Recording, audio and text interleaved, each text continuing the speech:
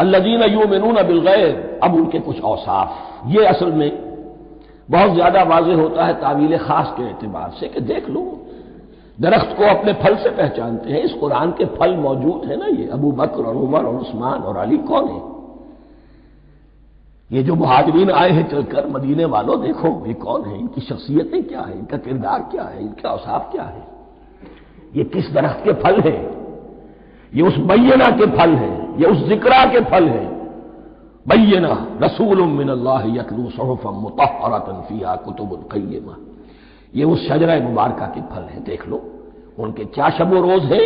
الذین یؤمنون بالغیب، جو غیب پر ایمان رکھتے ہیں۔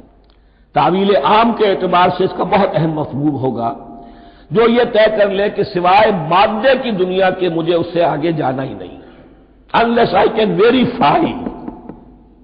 آپ کو معلوم ہے کہ میٹیریل جو حقائق ہیں وہ تو آپ ویریفائی کر سکتے ہیں، آنکھ سے دیکھ سکتے ہیں، کان سے سن سکتے ہیں، ویریفائڈ ہے۔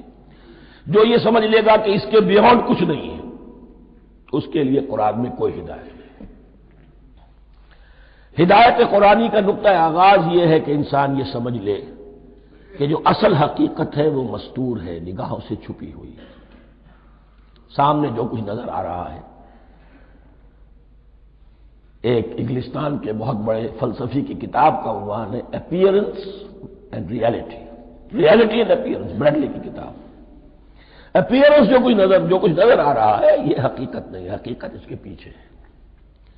اور کنفیوشس کا ایک جملہ ہے جو بہت بڑا حکیم اور فلسفی تھا، چین کا بہت بڑا حکیم اور فلسفی، اور ہو سکتا ہے کہ نبی ہو، واللہ عالم، ہم کہہ نہیں سکتے۔